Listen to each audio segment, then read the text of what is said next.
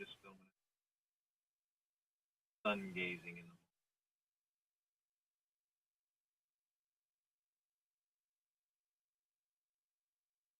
Cool, very nice. Can you turn your camera sideways? Will it change into landscape? Oh, it's gone. Bummer. Good morning. Hey, chocolate. Hold on. Starting in 5 minutes. Good There we morning, go. people. That's beautiful. Very nice.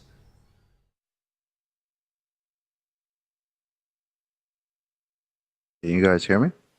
Yeah, hey, chocolate. Yeah, we got your chocolate. Hey, good morning, good morning, good morning. Coming and going, Travis, but it's nice when it's there.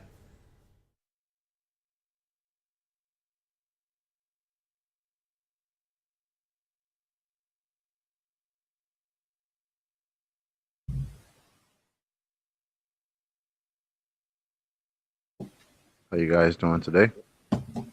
Not bad. Hey, chocolate. What's up, Arwen? Yeah, doing good. Cool. It's windy again today, but also sunny. Strange weather. And there's a Having lot of storms over spraying there going too. on. Having storms over there too. Yeah, all over England. And Europe probably. Oh, morning, guys. Hey, Jose. Joselito. ¿Qué ¿Qué pasó? pasa? All good, all good. What's going on, Jose? Everything's good, everything's good. Got power yet? Yes, 3 days ago.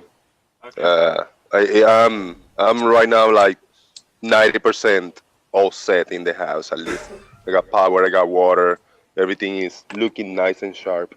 There's a lot of shit around the yard, outside the house, but that's cosmetic.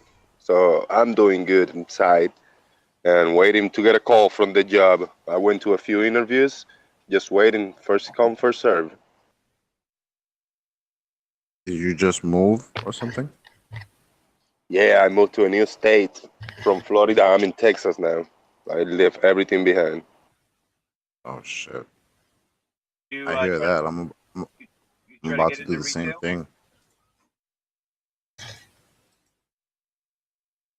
Did you try to get into retail, Jose? I did. There's a big grocery chain over here, like HEB, I think it's called, the 3 letters. And I think that's the best chance I got to get called. I mean, I didn't even do an interview. He said, yeah, I talked to the store manager. I just saw him in the floor. I said, oh, you the big shot in here. You the big man. I chat with him for like 5 minutes. He said, can you come in tomorrow for an interview? I said, yeah. When I went tomorrow, he said, step in my office, fill this paperwork here. I'm going to send the background test, and whenever we get the result, I'll call you. I said, damn, not even an interview. We just talk. It was really good. That's cool. So, yeah, he want me to do the frozen department. I got thick skin. I can throw some frozen stock in the shop. Easy stuff.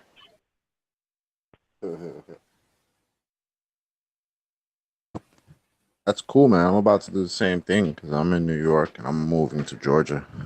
So I'm moving cross states too. Yeah, don't think too much. Don't plan. I mean, plan it up, but just do it, bro. Do it. Yeah, that seems to be the course of action. There's only so much planning you can do.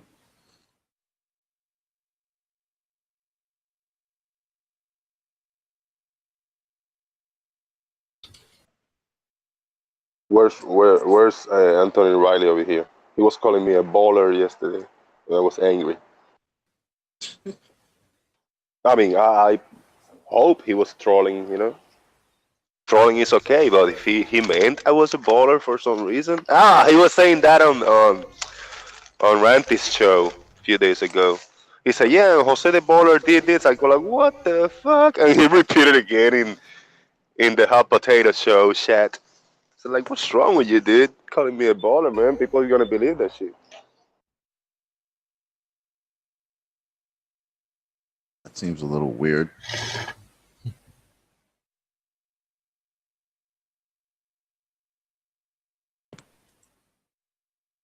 You know who was pissed at me yesterday when I started trolling him back? Multi Tum Tum in a chat somewhere, I don't know where. He said, "Oh, you gotta be careful with Jose. He's very comfortable with the ballers or some shit like that." So like, the fuck you talking about? I couldn't give a fuck what you think I'm comfortable with. I'm comfortable with everybody talking. Shit, I'm not here to. I mean, if you want to behave certain way with certain people, be you. I'm me. I like talking to people and having discussions. I don't have to be all attacky and jumpy and shit insulting. Somebody don't like the way I am, don't follow me. If I don't like the way you are, I don't follow you. I couldn't give two fucks. You would think it would be as simple as that, right? But obviously not. Yes. Look how many people supposedly hate Nathan, but I'm sure they're subscribed and get bell notifications to his show too. And they show up an Exactly. hour early just to troll and sit in the chat. Well, me, I don't look out. I don't seek out things I can't stand and can't deal with that I think are stupid and sit in the chat on that subject. To me, that's just ridiculous. So I don't really get why they do it. Like,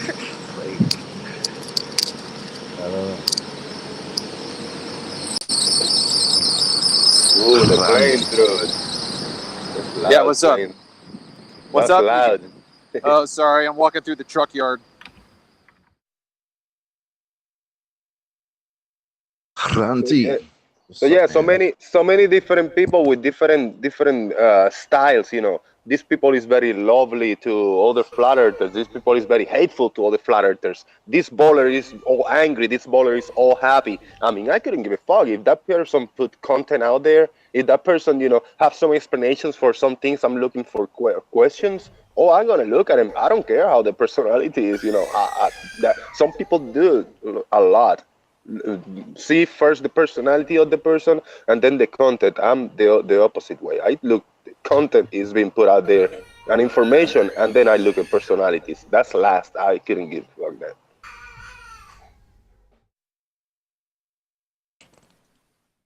I hear you.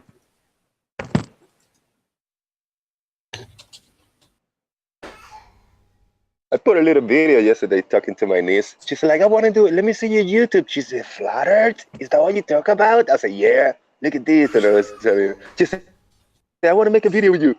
And I said, all right, I'm going to ask you questions or whatever.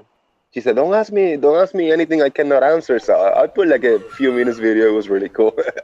I was about to flat smack her to tell her something, but my wife was here. She said, like, don't you dare to start talking Flat Earth to the little girl. You're going to confuse her. And then her mom said, like, just ask her. But then the little girl said, like, Dad, bye, the video is over. I said, okay. Yeah, I watched that this morning. It was cute. Yeah.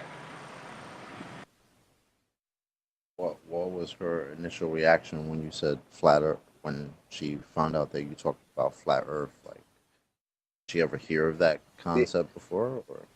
No, she never heard.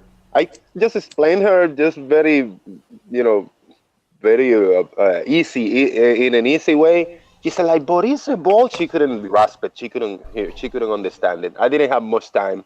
Just a quick, try to explain her the water has to be contained and this and that. And therefore, if we live in a bowl, the water will spill or whatever, just like a little kid. And she said, like, yeah, I mean, but I seen the videos and I seen the pictures and this and it's a ball and it's moving very fast. I said, okay, I'll explain you later. There's time for you to get it later. She said, like, okay. But the seed That's is how that planted. goes. Seed is now planted. I get many confrontations like that. They'll like hold the flat Earth for a moment, but then they'll just hand it back. Yeah. So, But thanks. she looks at me now in a little bit of awe, like oh shit, like he believes something totally different. Like she told me like the earth is flat. Like she asked me like in a little mocking way, but we amazed, that's fun. That's it. So now she got that. Yeah, she got the flat earth for the first time introduced to her. I like that. Nice. And she's only 10, so yeah, good things to come. Because to her, it's crazy. Because she goes to school and her teachers are showing her pictures of a ball and teaching them how Yes. people stick to a ball. And then she's talking to you and she's like, wait a minute, the earth is flat? What? You know? And they're planning one little trip to the Houston, to the NASA museum soon. And maybe, I don't know, maybe something will click to her. The But indoctrination headquarters. guys, you have to realize they don't teach children about the ball like all day long or anything. It's usually just a subject that gets treated at some point. Yeah, And then they earth deal with it science. for a month or maybe two, and then they learn everything about that.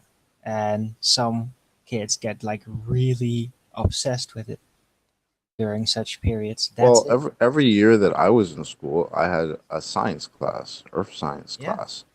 And I was taught different aspects of the earth and space. I love that shit. Gobbling it So up did like I. crazy. So we got Kept to asking people questions are and sticking questions. to a ball because of Everything. gravity, and I was like, what? I wanted to freaking build models out of it, basically. Like, I was seriously obsessed when I was like preteen, Dude, I had around my posters of teens. the unit, like the solar system, and I would sit in my room and stare at it and just try to imagine what that would look like in real life. Like Yeah. that, that little graphic that they have of the sun shooting through space, all the Well, they didn't planets have are. it back then for me. No, I know, but But I did get like to that's the see type of actual thing I NASA was live trying stream to. shit. That's the type of thing I would try to envision in my Right. brain when I was a kid. For me, Even though the gravity still didn't make sense, but I was like, okay, it's got to make sense somehow. Maybe there's something I just can't grasp about it yet, because just the concept of people sticking to a ball upside down and sideways, just something wrong with that. Always fucking bothered me.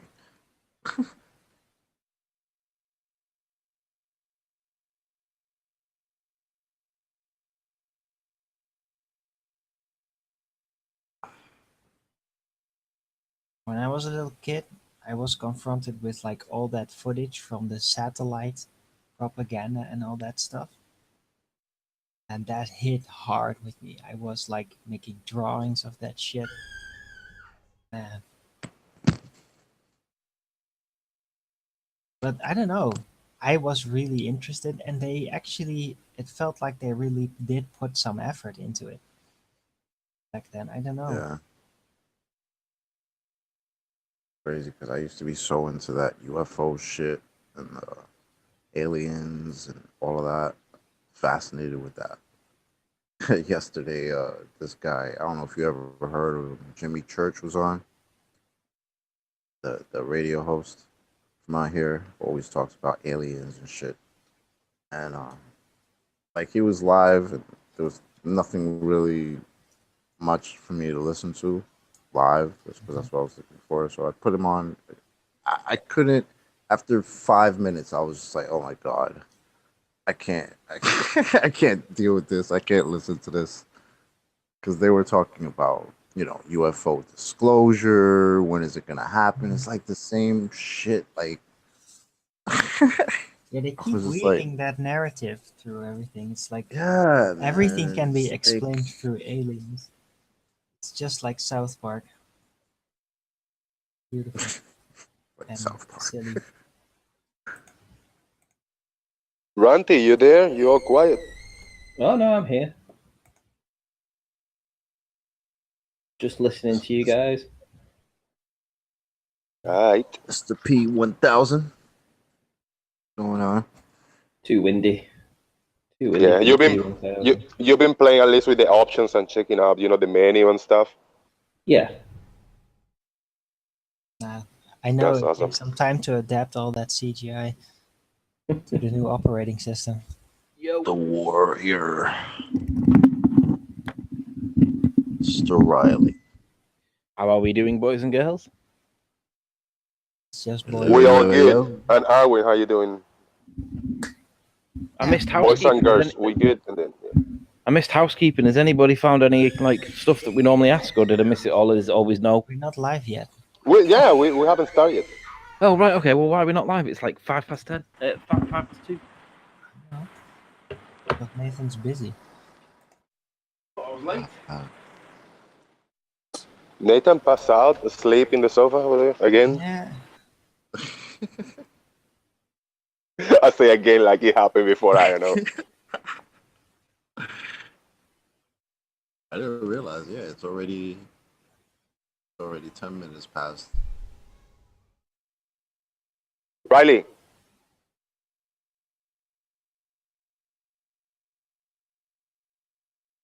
you went for an ice cream. It's too early. Don't talk about food. I'm already hungry. I take a lunch break often, but it's usually right when the trolls come in, so then everything gets sniped.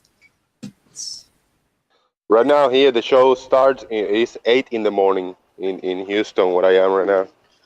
And I'm probably gonna start working. It's gonna be 4 in the morning to me.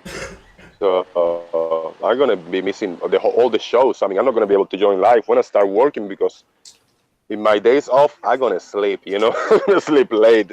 Like start at 4 in the morning. That's tough for a body, bro. Right, I'm going to try and start the show and do a very short intro because my kid's just howling her head off, so she needs lots of attention. But rather than just sitting indefinitely waiting for her to calm down, I'll start the show and then hopefully you guys can kind of take over. I won't share the link. There's plenty of you to chat though. Right, I got the back chat. Can you hear her? Can you hear her? No? A little bit. Just the usual squeals. So you can hear her then? A little. Very softly. Okay. Could also be from Right, outside. I'll write on my way through an intro and then if someone can pick up housekeeping so that I can go immediately off my mic.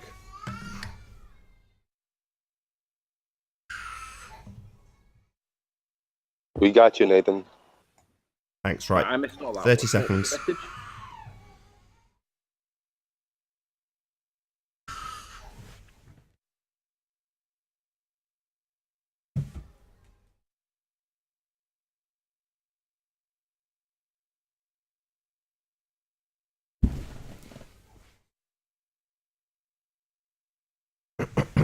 Check.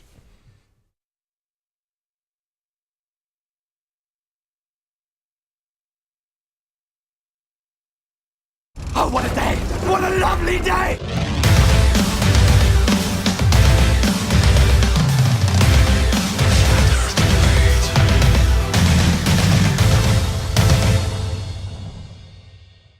Welcome to Flat Earth Debate. I'm your host, Nathan Oakley, and if you're new to this channel, or you've not done so already, be sure to subscribe and hit the bell notification icon to keep up to date with the Flat Earth Debate. If you'd like to support this channel, there is a super chat that runs alongside each of these shows while they're live, and there's also a PayPal link in the info box below the video once it's rendered. But most importantly, if you would like to join the discussion, simply mute the page you are currently watching, then click the link in the info box below this video to join the panel and express your views on the shape of the Earth. Now we are joined by The Plain Truth, Sleeping Warrior, Ranty Flat Earth, Jose, Chocolate Saiyan, and Arwin. Good to have you all. Yo. Shout out to Caroline, AZFE chick. Good afternoon. Shout out retracted on the basis that we don't know who she is. Don't be rude. Anthony, do not go there, my friend. Okay then. I thought I heard Mark Sargent mentioning that same name. What's up with that? Yeah, I don't know. yeah, she's on his channel when he shows Strange World. She'll call in. I see Jose was getting bullied a little bit on Saturday last night in Patricia's show. I heard somebody was calling him a baller. I know, man. Before that, I was getting a little troll, also being called a baller on the Ranty last show. There was like marathon, like 3 hours marathon. I was like, what the hell is going on here? Was that me as well, or was it somebody else? No, it was you. Oh, right, okay. All right, so let's get through housekeeping. Any evidence of curvature, gentlemen? Nah. No. Maybe Travis's girlfriend No. has some curvature. Any evidence of axial rotation? Arwen, watch it, buddy. I was What waiting does he? for it. Kinda curious. I was waiting. Come on, let's rattle through them. Axial rotation. Any evidence of axial rotation? Negative. No, that's a tough. ballet No. dancer once. Any scientific proof for gravity? Nope. No. Not Any- Nah, theories only. Any evidence for what else? The presuppositional radius. Nah. You're forgetting the molten core. I haven't forgotten it. I'm getting through. Goes There's a list. first, Oh, who cares what order? I'm trying to do this off the top of my head. and then Howard, would you like to take over then? Go on, Howard. You can have the mic. You can do housekeeping. Go on.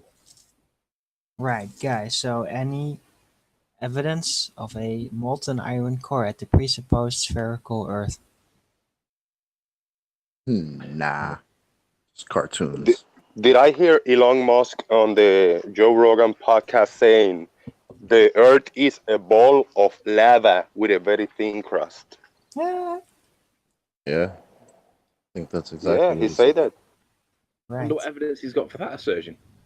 Interesting. Yeah, he was saying it, and Joe Rogan like, what? And he reasserted it. He put the face like, I'm smart, so you better believe me. The Earth is like a big ball of lava with a very, very, very thin crust. I go like, whoa, he must be right. He's saying it, you know.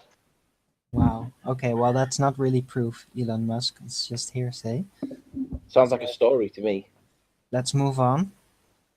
Any evidence of a vacuum next to air pressure without a container? No.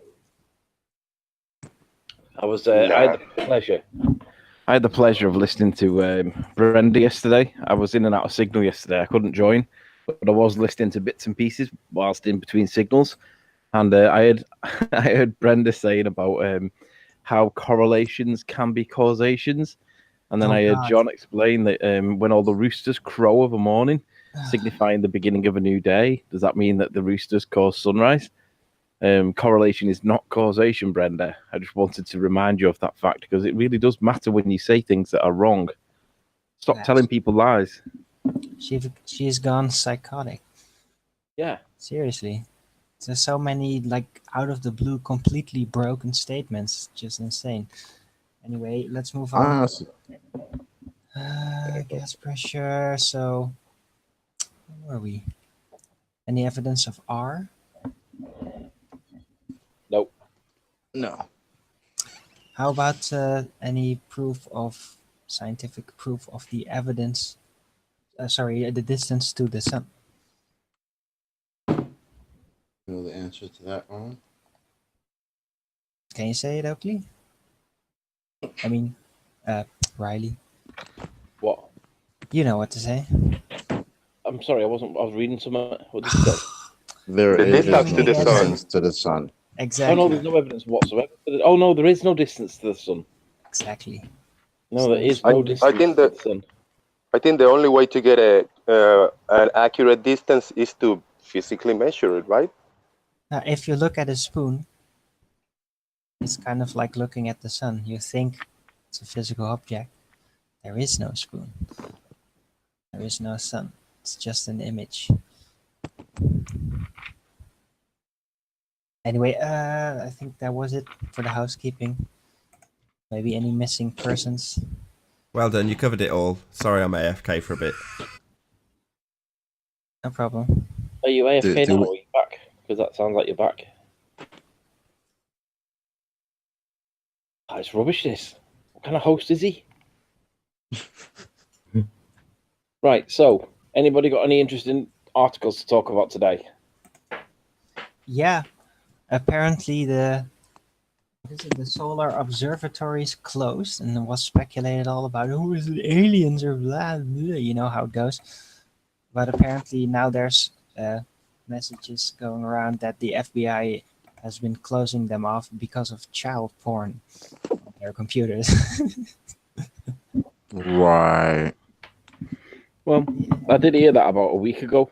That they were shutting them all down, but I was reliably told that it was something to do with that solar activity that they didn't want us to see. So everyone's been looking up at the sun, but who knows why they Seems shut the it more down. interesting explanation. But yeah, don't think maybe we'll ever it's find like out the a truth. Man in Black cover-up type of cover.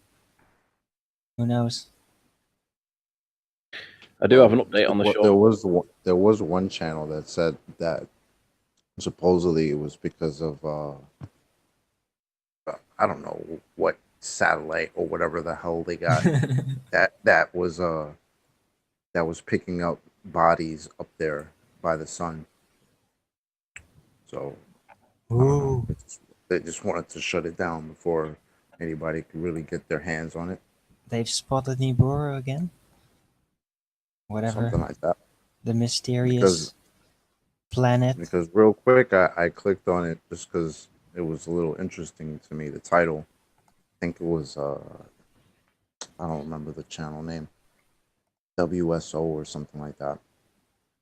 And yeah, he had some type of I don't know. It looked like there was an eclipse of the sun that came from like top to bottom, and then it went from right to left, almost like whatever was covering the sun came down and then back around. It's a little weird, but you know, I don't know. Could be fabrication because they said it was a satellite. So, but I don't know. That's the type of crap that's going around with the closing down of the observatory that I've heard. I don't know.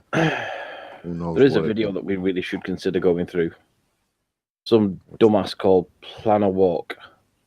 Nathan spotted it, and I spotted it within a minute or two of Nathan spotting it. And basically, it's called Correcting Flat Earthers, especially Nathan Oakley.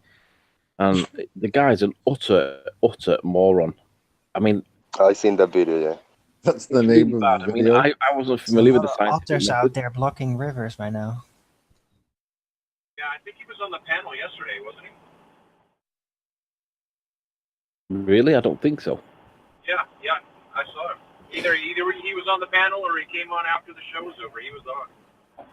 What? As Plan a Walk?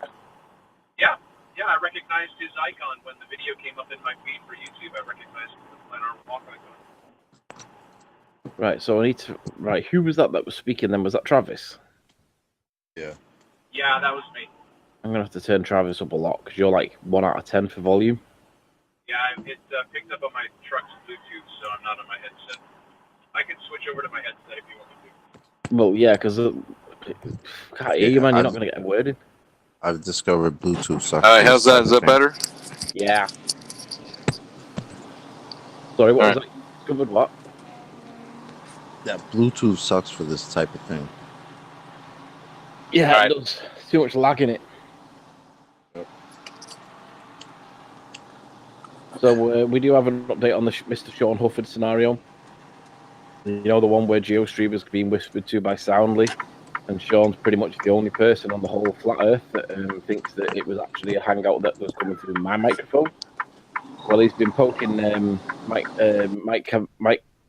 Kavanagh, the FE Corps president guy, top guy, and basically Mike's thrown the gloves down and says, "Right, I've had enough for you now." So his last video that's got the letters or the word FE Core in the title, if everybody was to go over there and just view it, just for the sake of giving it a view on the view tally, that would be quite useful.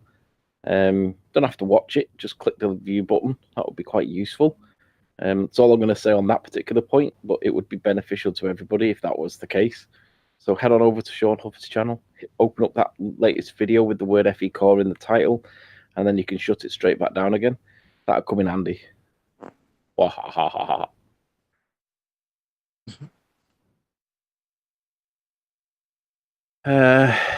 What else? No sign of his solicitors being appointed, or lawyers as they call them in the US.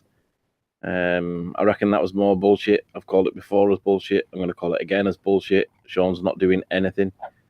I want to see him get a signature on that audio guy's report that he claims is accurate, that is proving one thing or the other. I want to see that get signed off because I don't think anybody's going to sign that. So come on, Sean, chop chop, get on with it. Get your GoFundMe sorted if you need to do that.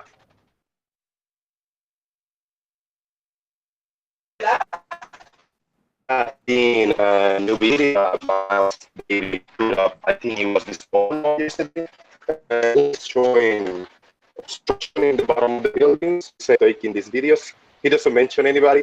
They look like Rantis videos, and he showed obstruction in the bottom of the building. He said this is impossible on flat Earth, and that's all I gotta say. Pretty much that video is dead, showing obstruction in the bottom buildings and saying this is not possible on a flat Earth. So I just give you a quick run through Miles Davis' new video. Now, Yeah, I've seen that video. He's a complete dishonest Burke. Was it me or was Jose really broken up at the beginning of what he started speaking about then? Yeah, he's going on about Miles Davis, essentially cherry picking videos of mine in very strong winds. Obviously, the tides coming in. We've got the rip tides in that area that are obviously forcing the actual height of the water slightly higher than would be normal. That's why I normally either do my filming at high tide, completely at high tide, or completely at low tide, so that there's none of that effect. So simply he's cherry picking, which is obvious what they're going to do. It's nothing to be worried about, really. All the ballers lie, all of them. They have to lie because it ain't a ball, so they've got to lie. And they've got to find an angle, no matter what. You see, I've got probably... Liar Davis is known as Miles the Liar Davis for good reason. It's because he's a liar. Sean Hufford, the same. Sly Sparkane, the same. Red's Rhetoric, the same. They're all liars. They will literally lie to your face. Go over to GeoStreamer's channel and ask him, was he telling the truth about the hangout? And he'll literally lie to your face. Mm-hmm.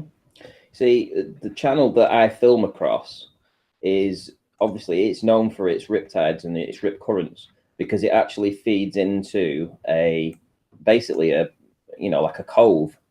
So when the tide comes in or the tide's going out, and we have all that sandbanking stuff that's going on in this location, we get discrepancies in the tides when it's between high tide and low tide. So the tide's either coming in or the tide's going out, and when it's coming in, you've got the obviously the rip that's trying to escape.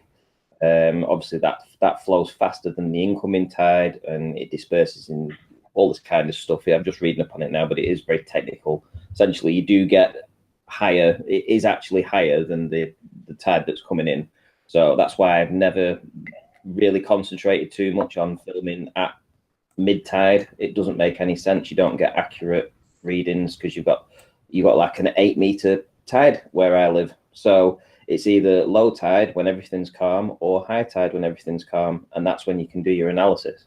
So when I went to my new location, which I haven't really been back to since, to be fair, for a while, but I said, oh yeah, I'll be filming from here because it had a ledge that I could lie on. I did 2 videos from the same location, one where it was relatively calm, slightly less in height, the tide, than the one that he cherry-picked. The following video that I'd done where it was really windy, really choppy, you could see the tides were smashing in, and he's used that video to try and debunk the work that I've been doing, which is clearly throwing up all kinds of rubbish. But I put the video out because I'm not one of the people to hide evidence. And the simple fact was, it was mid-tide. It was a very strong windy day. The tide was rushing in. We had rip tides going all over the place. And he's used this video to try and say that this is a ball earth proof. Not touched any of the other stuff that I've done from much further away, showing complete flatness. No. Cherry picking. Yeah, lying. Yeah, essentially lying, yeah. I wouldn't call it cherry picking, because cherry picking is a skill of picking out the good things to make your argument strong. Well, what he's doing is deliberately misrepresenting your position by picking out the bad things to make your position look bad. That's not cherry picking. That's being dishonest. Yeah, and the thing is, I mean, I'm not one for holding back work. If there's something that looks odd to me, I'll point it out and I'll try and analyze it and figure out what's going on, what's the reasons for this. Like Miles Davis released a video saying that this lighthouse should be on top of a hill, right? rather than looking through my work and seeing that obviously there's a sandbank in the way, or doing some evidence by drone, checking some of the drone footage in the area to see that it would be obscured by a sandbank in the way, he just released the video. That video, to my knowledge, is still up, but it's just what they do. He obviously doesn't do his research. He doesn't realise the topography of the land in this area, which is obviously you've got the rip coming in, and the fact that the water's being pushed into a cove. It has nowhere to go but to come back. It has to flow back out as a rip, which forces the water to be higher. Ranty, what's the name of that boat that Miles was wrong about? Ben My Tree. Yeah, the Ben Masherie. Isn't that the one that you originally thought it was the Ben Masherie and then retracted it about 20 minutes after it was uploaded? But then Miles went on a hate campaign for weeks about how you were wrong about it being Ben Masherie. Yeah, exactly. Yeah, and then denied it point blank on the Christmas show that was his position. He took the opposing position and flip-flopped. And basically, the guy's a liar. He claimed he was at 40 feet when above actual sea level when we measured it. I told everybody, no, that's not right. It was at least 20. Well, I said maximum it was about 31. When we went and measured it, it was about 31. He was nowhere near 40 feet. And it's critical on their ball model that you're accurate with your height. It's not so much critical on our model, but it's very critical on their model because the horizon's so close to you. Your observation seesaws over that horizon based on your elevation, and it's incredibly important on their model that you're accurate with it. And he was deceptive. He was deliberately lying about his observer height. The guy's an utter liar. Continuous. Is Nathan there to present me? Oh. Yeah, I'm here. It's just very noisy here, that's all. All right, can you just fire me on screen for just a moment?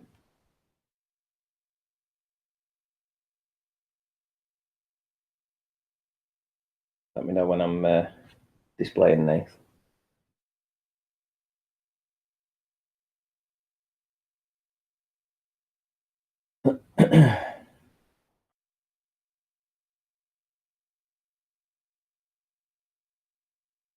Silence. I can see you. Oh, you can see me, right? Yeah, okay. you up, Ranty, on YouTube. Spoken to me, right? Okay. Well, what's happening here is we've got this. Hang on, I'll just get off of that and just do a line. We've got this area here, so this is where I do my filming across here. But look at this cove, right? It is a cove. It's a complete cove. And when you have the tide coming in, so you got the tide coming in from there, from here, into this direction. So across there, it comes in, forces its way up, and the tide's rushing out as well. You've got rips that come back out. So you've got, as it comes back out again, you've got these sandbanks that run across here. You can actually see them from when I'm in Fleetwood, especially down in these locations here. You definitely see the sandbanks and such. So there's all these sandbanks. You've got the water rushing in, coming back out again, causing rips. It does cause an awful lot of height discrepancies with the water when the tide's at mid tide or anything other than low tide to high tide. So yeah, I'm not worried about what he's saying. That's why, I don't even think I'm going to do a response video. I'm just showing you guys now that this is the topography and this is what happens. You do get discrepancies in the height of the water, which is why you'll never see any flat earth proofs other than at high tide or low tide.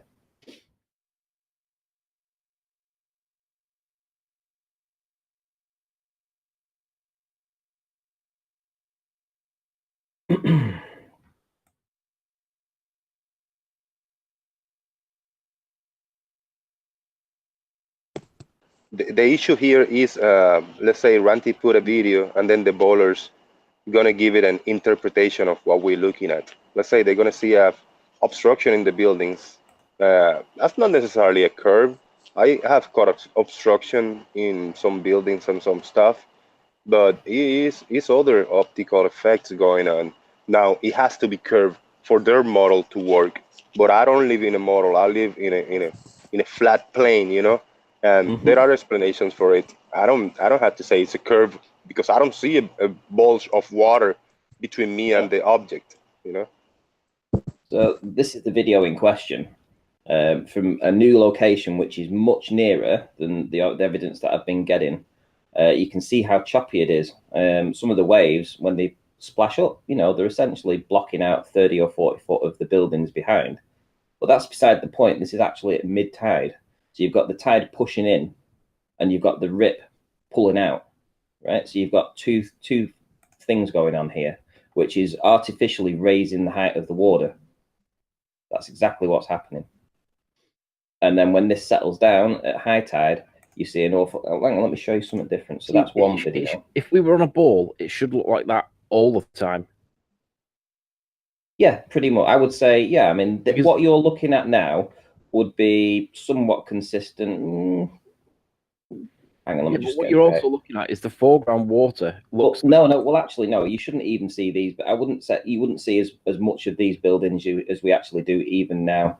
No, you shouldn't see any of the buildings. But what I'm saying is that you can see how they might interpret that as curvature, because it looks like the waters in the foreground are closer, significantly closer than the stuff in the background, and it looks like it's dropped.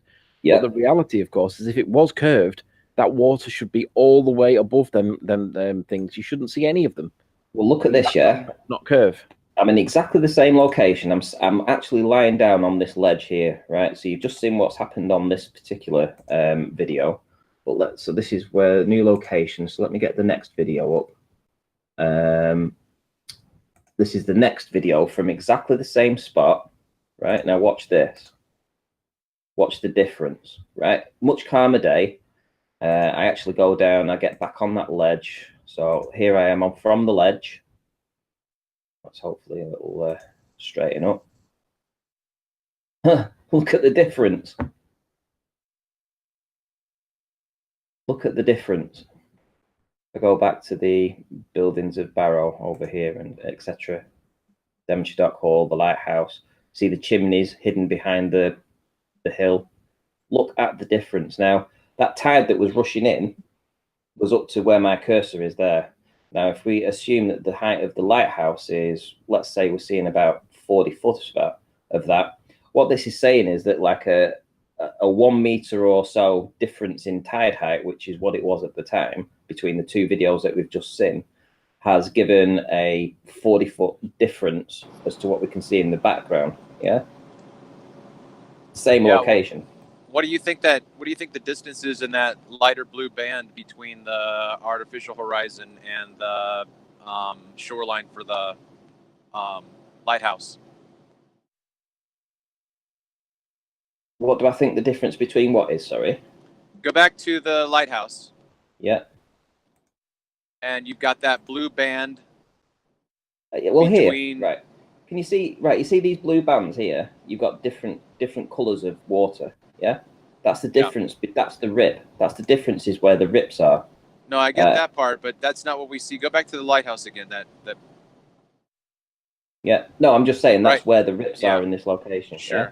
Yeah, so you've got the dark water, which is the artificial horizon, and then you got that band of light blue until you get to the shoreline.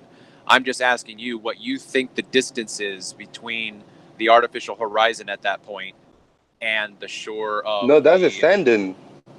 That's a sand dune now. Okay, so I'm just for clarity's sake, okay, so we're looking at the lighthouse right now. Below the lighthouse is what I would say was dirt or the sand dune. Okay. So, right. So look at this now, and I'll show you an image. Right. Get this in your head. So you've got the chimneys, and then behind that you'll have a house, and in the foreground you've got a sand dune. So this is I'm saying is a sand dune, and I'm going to show you an image from which one? Okay. So get rid of that because I showed that yesterday on Nathan's. I think it was. This thing's all over the place. Look at this here. So there's the chimneys. There's the sandbank in the foreground. Yeah. Right. Okay. So stop right there, Ranty. So now put your cursor below the dirt, which would then look like it's in the water. Oh, here. Yeah. So you've got dark. You've got dark blue. Yeah. And then you've got light blue until you get to the sand. Yeah. To there. So my question. My question this is low tide. This is low tide here, and then when it goes up to high tide, which is here at the bottom. So this is low tide, high tide, and it's just a difference of the sand. That's a sand bank, This is sand that the water comes in and goes and covers up. Okay. So when you actually lower your elevation, though, you change your angle. So the water would appear to be rising up because you're lowering your angle. From this location, I was really high up. I was about 45, 50 foot above sea level when I took this image. So I'm sort of looking across and down at it. But when I lower my elevation to like a foot, it would lift the water would look higher. In effect, it'd be the height of the sand dune just beneath it, and that's what we always see, just by changing the angle. But yeah, that's the sandbank that's in the foreground. So it's funny how he cherry picks, isn't it? Going back to this image here, same location, but on a less windy day, and the tide hasn't pushed in quite as far. It's about a meter lower than the other one, but look at the difference. You can see all of those buildings again.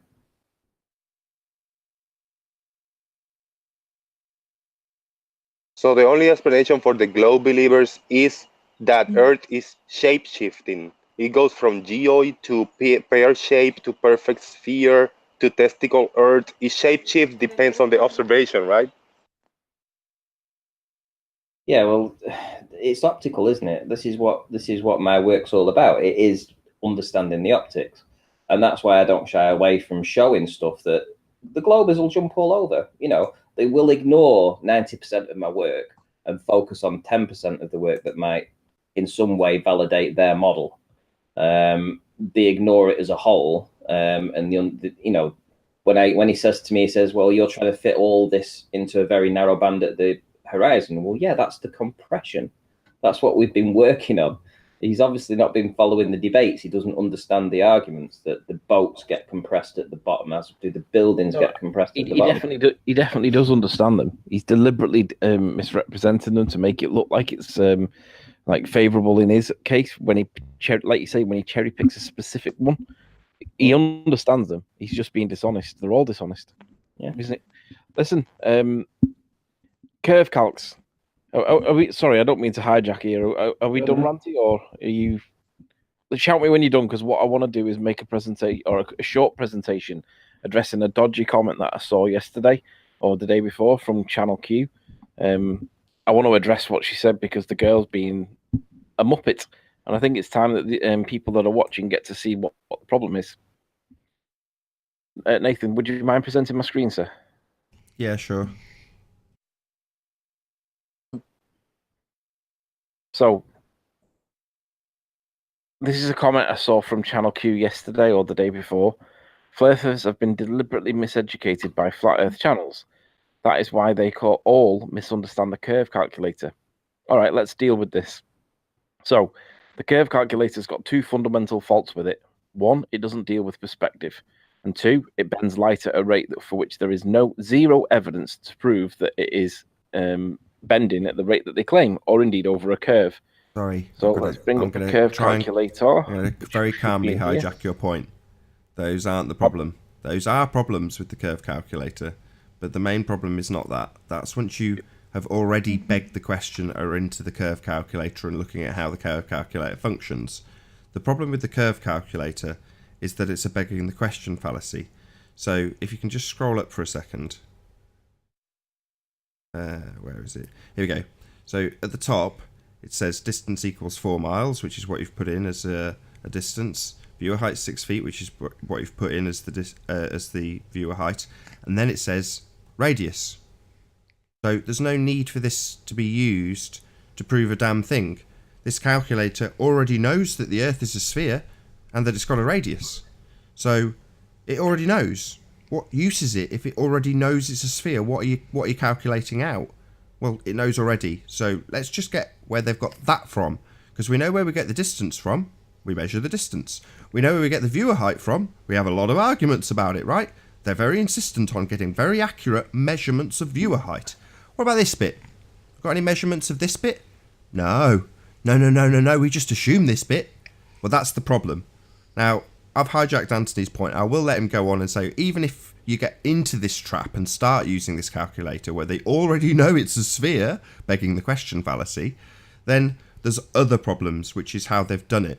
But for Channel Q, what this essentially does is say, if you're on a sphere, well, if you're on a sphere, you're already on a sphere, love. You don't need to do any measuring whatsoever. You're already on a sphere with a radius. They know it. There it is, right there. Well, how have they got that? Oh, they just assume it, do they? Oh, well, that's the thing you're trying to prove. So if she thinks that we don't understand how to use the calculator, wrong. We understand what a begging the question fallacy is. And when you assume your outcome, i.e. you already know the bloody radius, then it's not useful for measuring and proving you're on a sphere. It already knows you're on a sphere. So the two main issues with this, that according to Channel Q, have been misrepresented by flat earthers. Flat earthers have been deliberately miseducated by flat earth channels. That is why they all misunderstand the curve calculator. Well, this part of the curve calculator ignores the refraction, and it's the most accurate part of this model, this thing, if we are indeed on a sphere, the begging the question bit. Because what the problem is, this part is based on 7/6 of the radius of the Earth. The radius for which they don't have any evidence of, and the 7/6 bit doesn't bend like the way that it Fermat's principle on the trajectory of light tells us it does. Fermat's principle on the trajectory of light tells us that light bends negligibly, not at the rate of 7/6r, and this does not account for refraction. Refraction is negligible by basically every reference that I've seen, and I could produce it on screen now, but I'm not on the right computer to do it. I don't think I've got it on this computer. But the point is, they can't prove this radius and they can't prove this 7/6r. But it doesn't stop there. The biggest problem with this thing, this calculator, is this. Because if you have an observer and he is at a height of, say, 6 feet because he's on the shoreline, when he looks at a mountain that's 1,000 feet tall, the only time that mountain's 1,000 feet is when it's right in front of him, because that's his perceived height, 1,000 feet. But when it starts moving further away at like a mile, although it's still actually 1,000 feet, he sees it relative. So it starts to shrink. Now, we all know that things get smaller as they get further away. Curve calculator doesn't tell you about that. You have to work that bit out yourself. And if you don't realize it, curve calcs seem to sometimes match up, and it just creates a moot point. But the further away the mountain gets, even though its actual size is still 1,000 feet, its relative size is what we observe, is what we need to apply the curve calcs to. Now, what then happens is you have this mountain that's getting smaller and smaller and smaller away, but you've got the geometric curve that the curve calculator calculates for. So what you need to do is you need to acknowledge that the hidden height of whatever height it is the geometric curve, but the mountain that you're looking at, or the target that you're looking at, needs to be reduced in height as a function of distance and then dropped into that hidden value. So if your hidden value is, say, 400 feet, for example, you need to know how big your target's going to be at that distance, then drop it into that hidden height. And anything over 20 miles, trust me, it's pretty much gone. And that's why anything beyond 20, 25 miles is always a flat earth proof, and the ball has completely swallowed it up because the curve is exponentially getting worse quicker. So Channel Q's right in some respects when she says flat earthers have been deliberately miseducated by the curve calculator, not flat earth channels. We're the ones that have told people what the problem with it is. It doesn't account for perspective, and it bends light at the rate of 7/6r. 7/6 is disproportionately, ridiculously massive compared to the negligible effect it is. R is a presupposition admitted by Mick West, but it fails to tell you that you need to reduce targets in line with perspective as a function of distance, then apply the curve to it. So you reduce the size of the target, then you drop it into the actual curvature so that you end up having double effect. So reduce the height, then drop it into that hidden. So you need to reduce the height of it, and then know what the value is that you're going to be dropping it into. And anything above 20 miles or so, it's almost always going to be behind the curve, because we're supposed to live on a sphere. It doesn't tell you about perspective. You have to work that bit out yourself. So Channel Q, I don't know what channels you've been watching, but flirters have been deliberately miseducated by the curve calculators because it doesn't tell you about perspective, and it doesn't. And the 7/6r is fallacious on 2 counts. This is why they all now understand that the curve calculator is fundamentally and fatally flawed on no less than 3 counts: perspective, 7/6, and the presuppositional r. So if anybody ever sees Channel Q in chats, make sure you tell her that we all now know about the curve calculator and its flaws. There are 3 of them. Light does not bend at 7/6. There is no presuppositional r for which they base their maths on, and it needs to account for perspective because things do get smaller as a function of distance to the observer. So Channel Q, I don't know why you're telling people this nonsense. I presume and expect that it simply lies because you're not stupid. You are stupid. No, you're probably not stupid. You know that this is not reflecting reality because we all know that things do get smaller and it has to drop into that curve. Beyond 20 miles or so, pretty much everything's gone. Sorry, kidder. For more information on this subject, see our absolute demolition of Mick West when we take him through his own calculations and the assumptions that they make and the zero correlation between 7/6 of a begging the question fallacy radius and actual refraction, which is what he cites on his calculator, because these people have to lie and be disingenuous and use sleight of hand in order to convince them that they have, them being people who come to the calculator, convince them that they've got some sort of validity in front of them, that what they have isn't a begging the question fallacy. It isn't just telling you it's a sphere and then getting you to do some arbitrary nonsense and put the distance in and various other things. They already know it's a bloody sphere. It's a nonsense.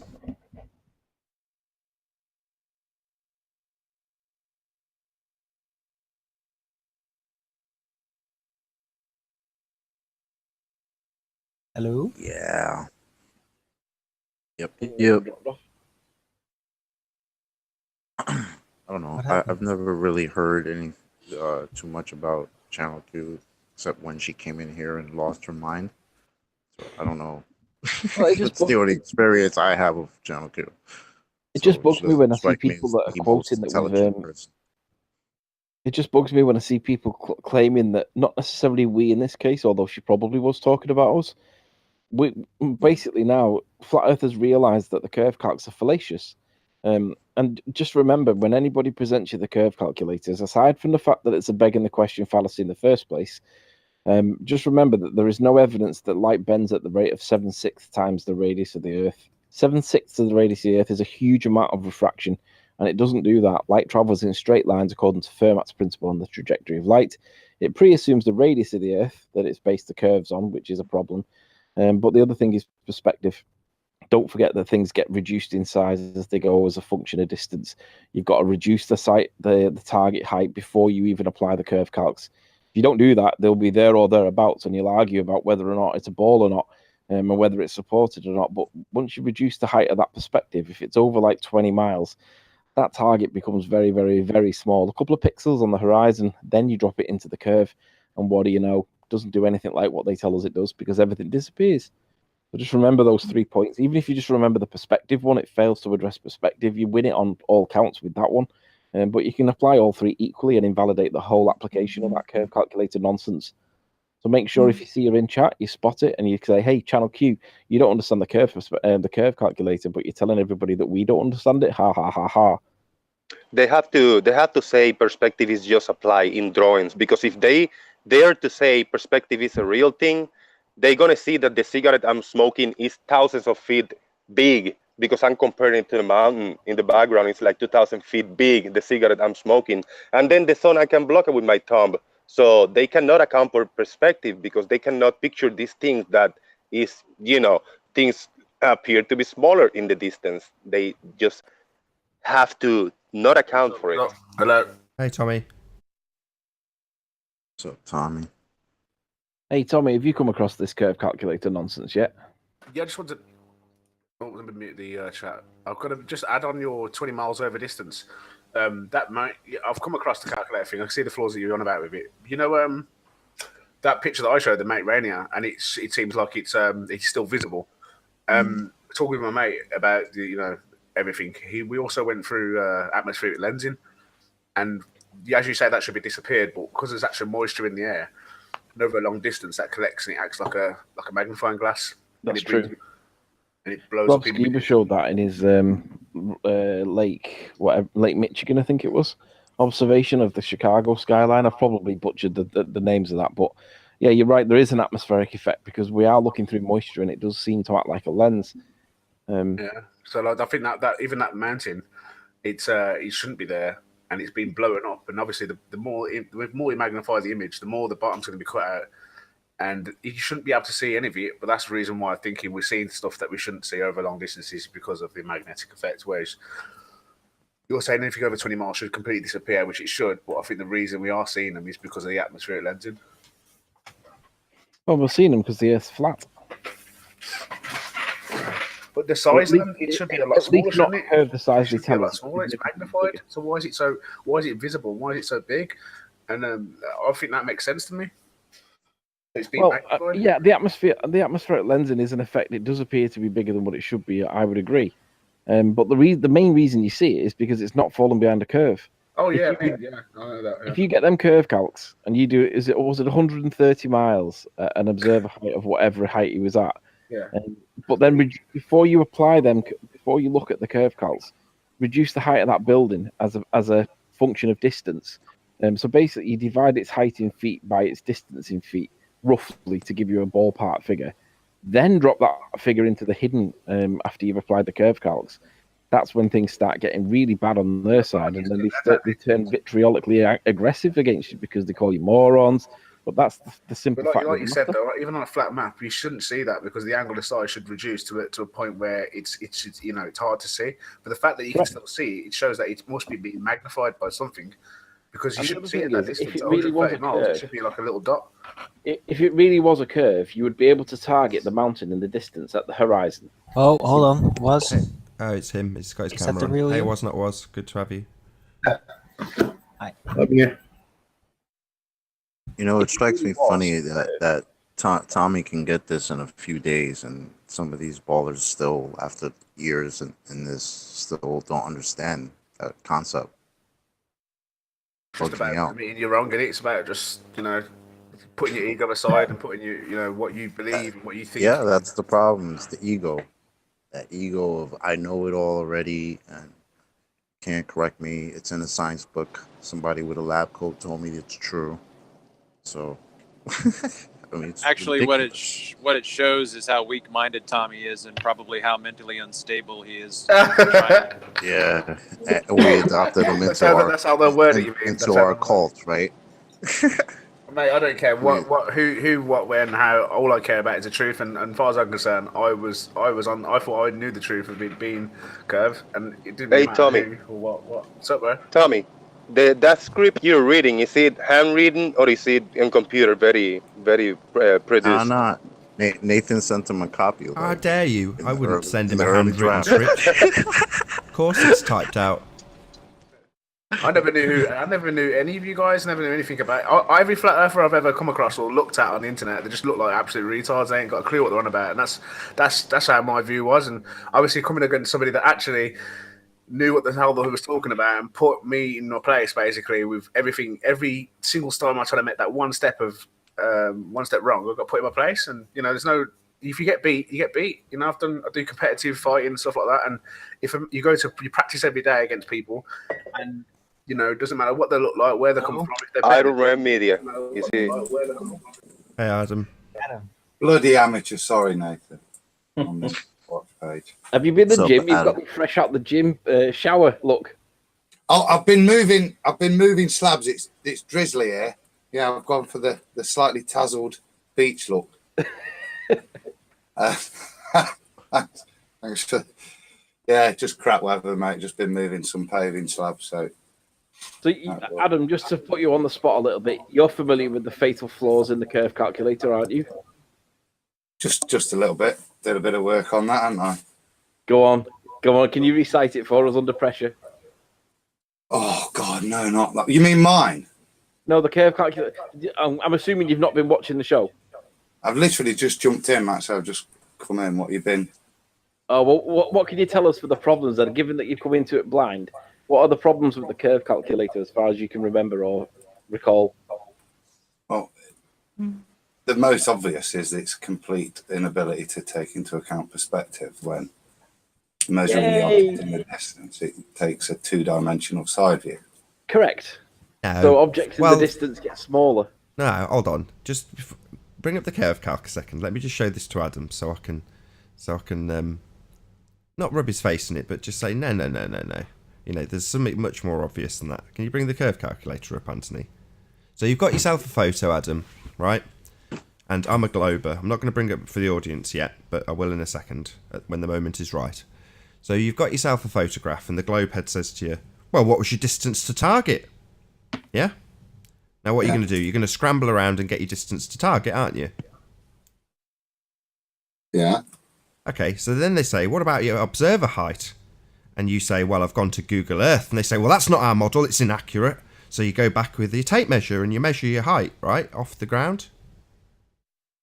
Yeah. Yeah, right. Now, if you look at the curve calculator, why isn't it coming? Oh, there we go. So what's the next value that they want in this curve calculator? So is it on the top row? Distance, 4 miles. Viewer height, 6 feet. You've gone and measured it with the tape measure. What's the next thing? Page up. Oh, drop. Oh, that. Yeah. Well, yeah. So that. Top line, just under where it says metric or advanced. Where is it? Distance, view height. Oh, right. Oh, yeah. Well, yes. Well. What? What? Yeah, there is the obvious presupposition. Oh, the presupposition. So they already know. We already kind of know what we're measuring, and all we're trying to figure out is where we are on this thing that we already know. Right, so we're already on a ball. Don't need to measure anything, do we? We've already got it. There it is. No, it's not a curve calculator. It's a curve. It's a locator on the presupposed ball already. That's what that calculation does. It doesn't calculate curve. It tells you where on the curve you are based on those input figures. But the curve is already assumed and in the calculation. There is no calculation of curve. So what you're saying is it's always curved according to this calculator then? Yeah. It's not calculating curve. It's already assuming that circle of a radius. And all it tells you is where on that circle you are. That's all it does, and then draws a line to calculate the drop from it. But it doesn't calculate any curve per se. Just the curve's already been calculated. It's there from the radius. Right. So no matter what values you put in when they're really critical and demanding super accurate height measurements, no matter what height you put in, it's always going to tell you you're on a sphere. And you cannot dumb this down anymore for the ballers, but they still don't get it, brother. Nah, they don't get it. If they don't get it, I'll just say a few words to those particular individuals. Radius Dominus Gravitas Spiritus Sanctus Arwen. Go in peace, in R you trust. So let's bring it back on topic. Channel Q says that flat earthers have been deliberately miseducated by flat earth channels. No, Channel Q. I don't know what channels you're talking about, but I can only assume it's ours because we're the ones that keep talking about it. The curve calculator is dishonest because it presupposes R. It bends light at the rate of 7/6 times the radius of the Earth, and it doesn't bend like that. And it doesn't account for perspective, Channel Q. Them three things are a problem. So it's not us that's deliberately miseducating flat earthers. It's you guys by not telling us that perspective is a thing. It's not just something that appears in art, Channel Q. It is real world. Perspective is a thing.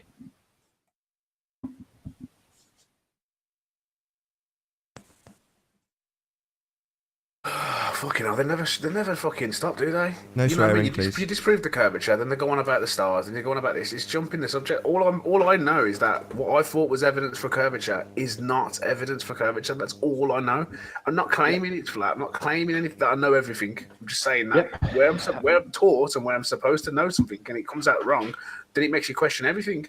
So, Tommy, what's your view on the stars? Do you think the stars prove the shape of the Earth? Well, yeah. I mean, I used to. Like now, I just need to. I'm just uneducated in all these fields. So what I assume that you when you can see the North Stars rotating one way and the South Pole rotating the other way, was explained on a globe. But maybe there is another answer for stuff, and that's what's interesting. I think. Like, yeah, of course there is. So you're not familiar with the stars, so why the stars don't prove sphere?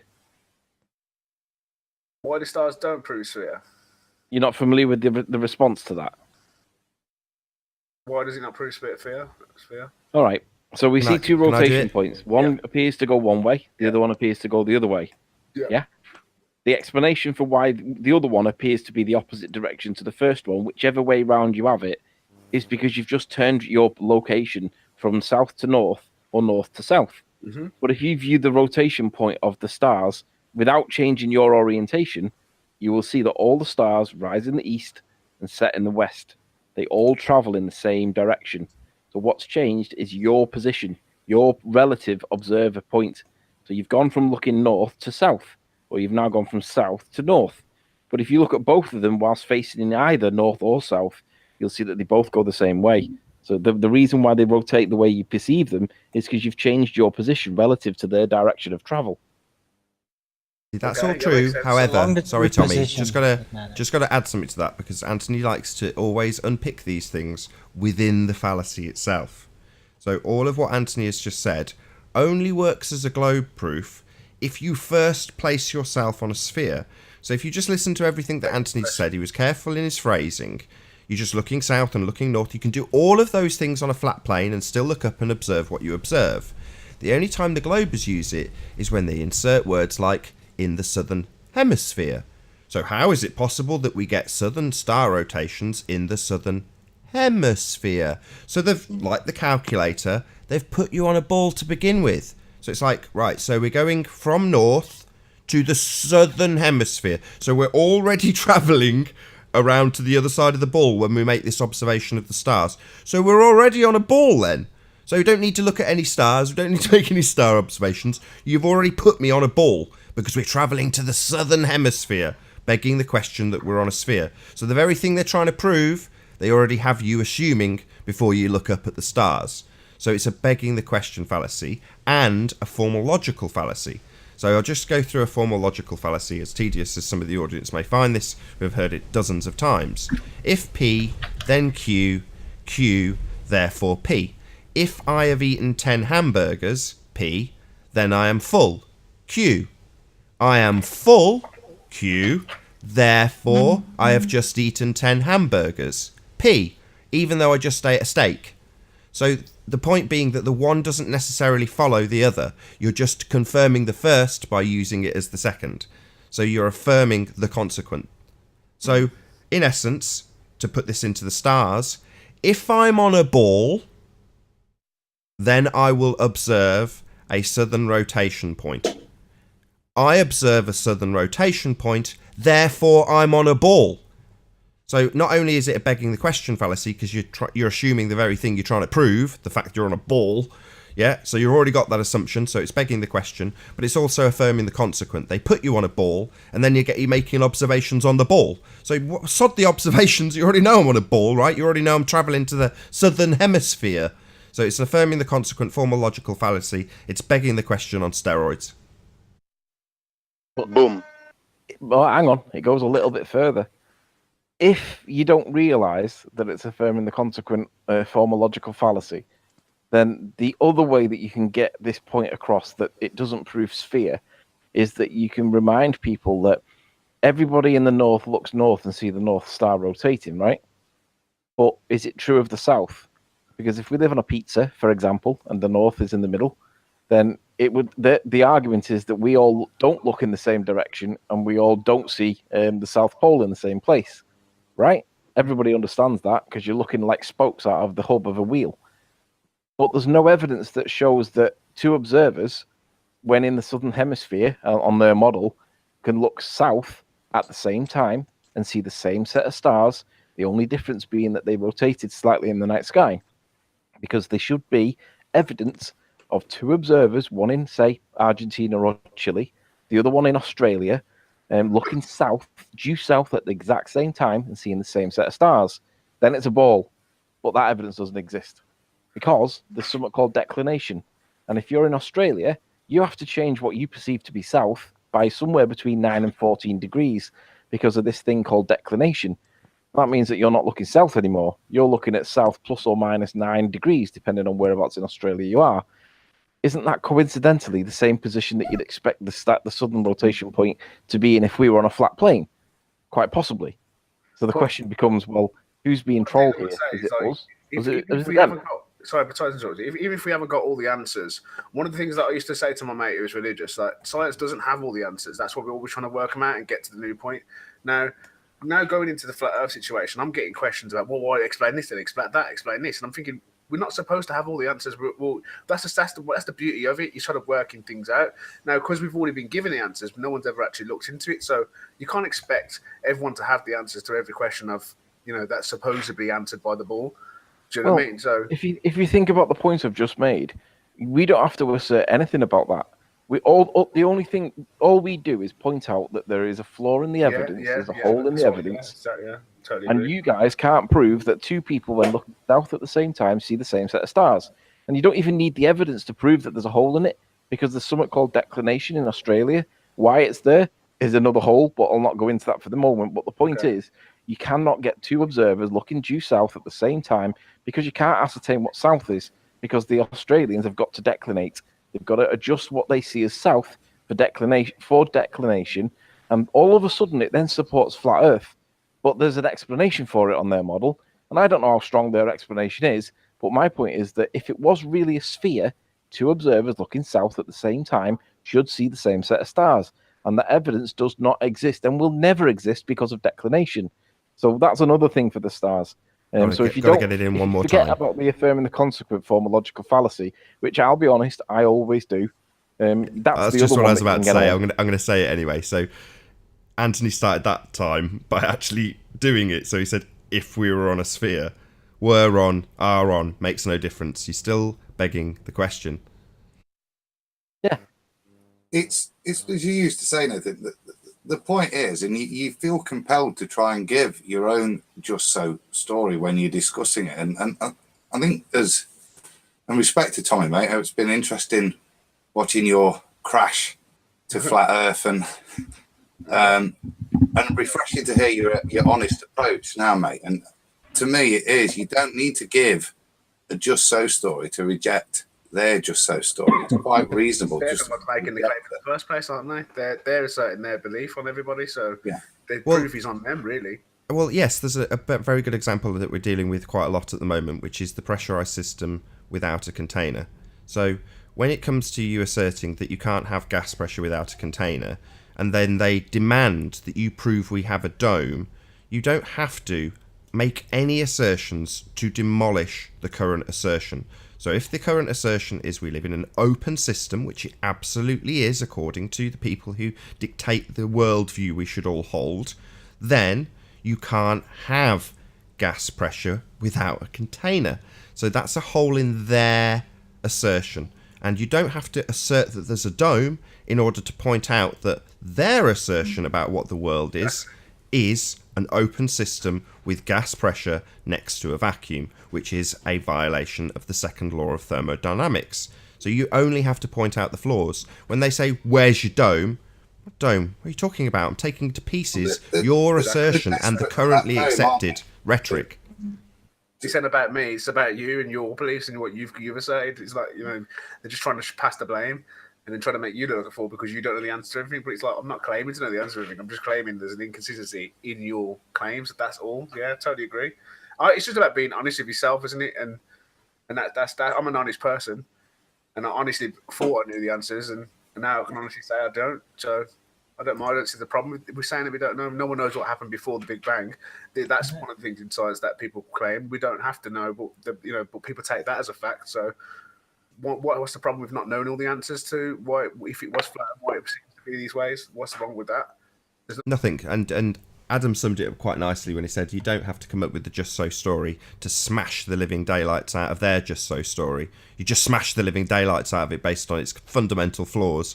And in the case of the heliocentric system, they've got a gas pressure next to a vacuum. So it's very easy to demolish it without having to make any assertions or just so stories up. And with that, I'm going to say first and foremost a huge, massive, enormous thank you to all of the debating panel for making this debate possible. And of course, a massive thank you to all of the live audience for tuning in and hopefully sharing this debate. If you hated it, then you know exactly what to do. But if you liked it, maybe consider sharing it with a friend or subscribing if you've not done so already. I've been Nathan Oakley and I'll see you all in the next video. Oh, what a day! What a lovely day!